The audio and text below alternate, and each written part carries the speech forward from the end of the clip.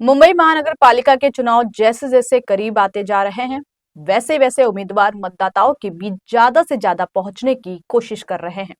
लेकिन इस बीच एक और बागी उम्मीदवार ने चुनाव मैदान में दस्तक दे दी है और वो है दीपक बामन सानस, जो वार्ड नंबर 67 से अपक्ष उम्मीदवार के तौर पर बीएमसी का चुनाव लड़ रहे हैं। बीती रात दीपक सानस के कार्यालय का उद्घाटन हुआ, जहां बड़ी संख्या में उनके समर्थकों की भीड़ देखी गई। दीपक पहले शिवसेना से जुड़े थे, बाद में उन्होंने मन से ज्वाइन किया था। फिर इस चुनाव में टिकट नहीं मिलने पर वो निर्दलीय चुनाव लड़ रहे हैं और उनका चुनाव चिन्ह आइसक्रीम है। दीपक जी से इन 24 न्यूज ने इस मौके पर खास बातचीत की। आइए देखते हैं ये रिपोर्ट। बीएमसी चुनाव का ऐलान होने के बाद जैसे जैसे मतदान की तारीख नजदीक आ रही है, सभी उम्मीदवार अपने अपने चुनाव प्रचार और कार्यालय को लेकर तेज से उद्घाटन करते नजर आ रहे हैं। आज बात करें वार्ड क्रमांक 67 में जो है दीपक सानस के कार्यालय का उद्घाटन हुआ है, जो अपक्ष उम्मीदवार है। दीपक जी, आज कार्यालय का उद्घाटन है, जबकि चुनाव प्रचार में बहुत कम समय है। क्या कहेंगे, किस तरह से आज जो है अपील करेंगे मतदाताओं से, क्योंकि समय बहुत कम बचा है। 15 तारीख को मतदान होने और आज चुनाव प्रचार और कार्यालय का उद्घाटन हो रहा है। आज से ही हम लोग सुबह से प्रचार का शुरुआत किया, बहुत अच्छा प्रतिसाद मिला और लोगों ने भर भर के पैर दिया, घर घर जाके आशीर्वाद लिया। उन्होंने बोला आप ही यहाँ पे, आप जैसे इंसान चाहिए, सबसे प्यार मोहब्बत करने वाले, काम करने वाले, हम आपको ही चुन के देंगे। क्योंकि लोगों ने आज मेरा 7 साल से काम देखा है और उससे पहले 30-35 साल से मैं विभाग में जुड़ा हो रहा हूँ और उन्होंने मेरा काम देखा है। इतने सालों तक पार्टी के साथ काम करना और फिर ऐन मौके पर टिकट नहीं मिलना, अपक्ष उम्मीदवारी करना, कितना मन में दुख होता है कि जिसके लिए हमने रात दिन नहीं देखा, एक सच्चे शिव सैनिक के तौर पर काम किया और ऐन मौके पर जब जनता की सेवा करने का मौका मिला तो पार्टी ने वो प्रतिसाद नहीं दिया। मेरी पार्टी को मैं मेरा भगवान मानता हूँ, दैवत मानता हूँ। उद्धव साहब को मैं भगवान मानता हूँ, क्योंकि मैं पार्टी के लिए कुछ नहीं कहूँगा। पार्टी ने मेरा नाम दिया, यहाँ तक मेरे को लाया, तो मैं पार्टी ने जो भी निर्णय लिया वो सही लिया, क्योंकि वो पक्ष प्रमुख है। क्योंकि उनको जो पूरा डिसीजन लेना है तो उनकी तरफ से सही तरीके से डिसीजन लिया है। लेकिन जनता ने मुझे पार्टिंबा दिया। आपको पार्टी ने इलेक्शन में खड़ा रहने का मौका नहीं दिया, लेकिन आपने जो विभाग में काम किया है तो मेरे कार्यकर्ता और जनता ने ये मेरा इलेक्शन हाथ में लिया और मुझे चुन के हो देंगे। नाराजगी जाहिर नहीं करना, कहीं ना कहीं आप बोल रहे हैं कि पार्टी के लिए भगवान मानते हैं, पार्टी प्रमुख को भगवान मानते हैं।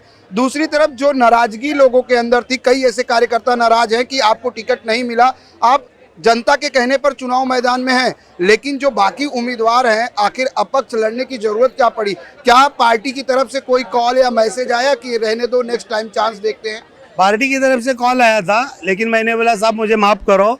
जो भी हैं मेरे कार्यकर्ता, जो मेरे साथ 8-10 साल से मेरे कंधे को कंधा लगा के हम विभाग में काम करते हैं, तो अगर मैं चुनाव नहीं लड़ूंगा, जीत के नहीं होऊंगा, तो मौका नहीं मिलेगा लोगों को सेवा करना। मैं किया काम, जब शाखा प्रमुख पे पद पे था तो मैंने बहुत काम किया, लेकिन जो सत्ता में रह के काम करते वो लोगों की बाकी सुविधा दे सकते। मेरा तो एक यहाँ ये विभाग में हमारे आदित्य साहब ने जो बीएमसी स्कूल में सीबीएसई स्कूल ओपन किया है, वहाँ पे मेरे विभाग के बहुत सारे बच्चे, बहुत सारे पेरेंट मेरे पास आते थे, आज भी आते।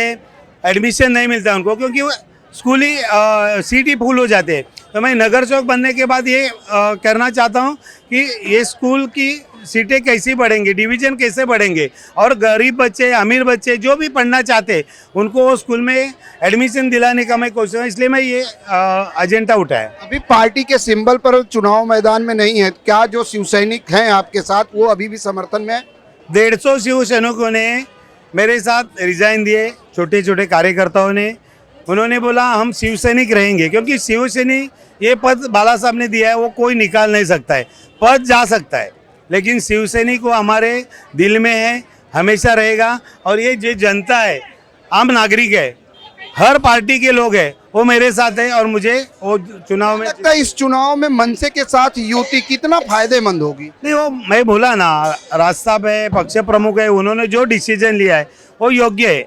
वो उसमें मैं नहीं बोलना चाहता, मैं बहुत छोटा है उनके सामने। उन्होंने कुछ तो फायदा इसीलिए लिया ना, अच्छा करें, महाराष्ट्र बहुत बड़ा है। चलिए, आप अपने वार्ड के मतदाताओं से किस तरह से अपील करेंगे कि आपको वो नगर सेवक, जनसेवक चुन के दे? मैं यही चाहता हूँ, मेरे जो साथ में अभी बुजुर्ग लोग हैं, बच्चे हैं, महिलाएं हैं, वो मुझे यही कहते हैं साहब आप आगे चलो, हम आपके साथ में हैं। मेरे पीछे नहीं है वो, अगर पीछे रहेंगे तो पीछे वाले निकल जाते हैं, लेकिन साथ वाले साथ छोड़ते नहीं। तो धन्यवाद, मैं यही चाहता हूँ। ताई क्या कहेंगी, आज जिस तरह से कार्यालय का उद्घाटन हुआ है, किस तरह से मतदाताओं से अपील करेंगी?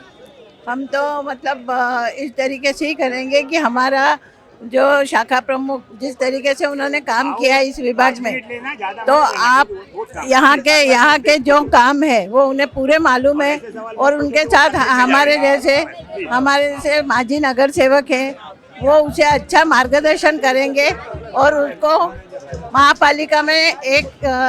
महापालिका में नंबर 1 नगर सेवक बनाने की कोशिश करें। बिल्कुल, महापालिका में नंबर 1 नगर सेवक बनाने की कोशिश करेंगे। हम आपको दिखाने की कोशिश करेंगे कि एक तरफ जहां पर ये कहा जाता है कि खान पठान की बात की जाती है, दूसरी तरफ यहां पर देख सकते हैं कि इनके कार्यकर्ता जो है हर समाज के लोग हैं, हर समुदाय के लोग हैं।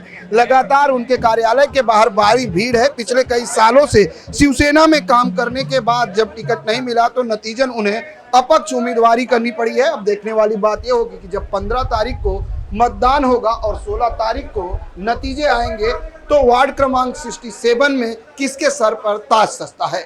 कैमरामैन FS पटेल के साथ प्रदीप शर्मा, IN24 न्यूज, मुंबई।